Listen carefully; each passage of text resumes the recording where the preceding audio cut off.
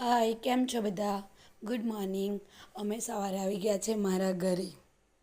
ત્યાંથી રેડી થઈ અમે આવ્યા રાબડા વિશ્વંભરી માતાના મંદિરે. આજો આરોહી, જે મારી મોટી દીદીની છોકરી છે.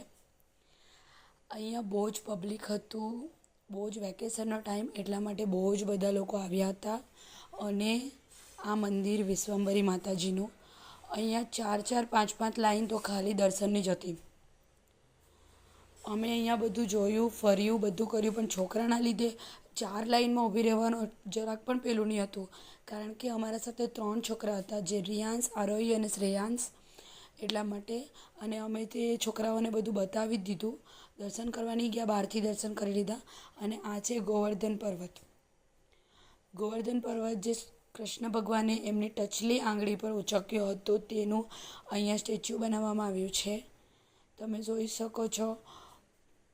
ગોકુળવાસીઓ પર જ્યારે ઇન્દ્રદેવ વરસાદની વર્ષા કરે છે, ત્યારે કૃષ્ણ ભગવાન આ લીલા કરે છે. ત્યારે બધા ગોવાળિયાઓ, બધી ગોપીઓ, ગોકુળવાસીઓ બધા જ ગોવર્ધન પર્વતના નીચે સહારો લઈને ઊભા રહે છે. અને કૃષ્ણ ભગવાનને પણ લાકડીથી ગોવર્ધન ઉંચકવામાં મદદ કરે છે. આ બધું જોઈ અમે ત્યાંથી નીકળવાના હતા, પણ ત્યાં એક સ્ટેચ્યુમાં પીકોક જોયો, જે બહુ જ મસ્ત સ્મોલ હતો, પણ બહુ જ મસ્ત હતો. અને ત્યાં નાટક કરવા આવી આરોહી. આજો એના નાટક જોવો, ખાલી વ્લોગ બનાવે એમ ખબર પડે, એટલે બહુ જ નાટક એના. અને આ છે કૃષ્ણ ભગવાનનું ઘર બતાવવામાં આવ્યું છે, જ્યાં યશોદા માખણ કાઢે છે, એ રીતનું બનાવવામાં આવ્યું છે. અને આ જો રિયાંશ અને એના ડેડી ને તો આગળ આગળ જવાનું જોઈએ.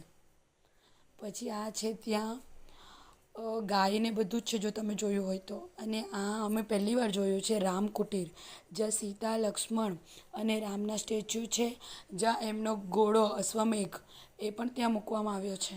અને રિયાંશ અને આરોહી આ લોકો બધા ઉપર ચડીને જોઈ છે. જો તમને બતાવું, બહુ જ મસ્ત છે. આ અમે ફર્સ્ટ વાર ત્યાં જોયું.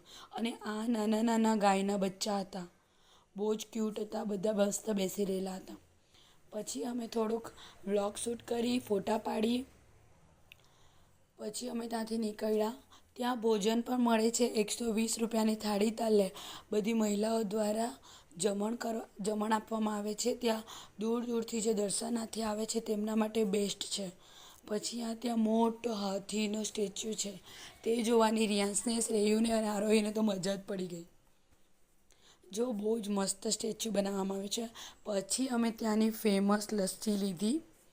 બધાએ લસ્સી પીવાની બધાને મજા આવી ગઈ. અમે ત્યાં જ્યારે બી જઈએ ત્યારે આ લસ્સી ગુલ્લકવાલી એ પીવા વગર આવતા નથી. પછી અમે આખો દિવસનો શૂટ તો નહીં લીધો, પણ રાતના બનાવી પનીર ફ્રેન્કી એ ખાધા. પછી બાય, ગુડ નાઇટ.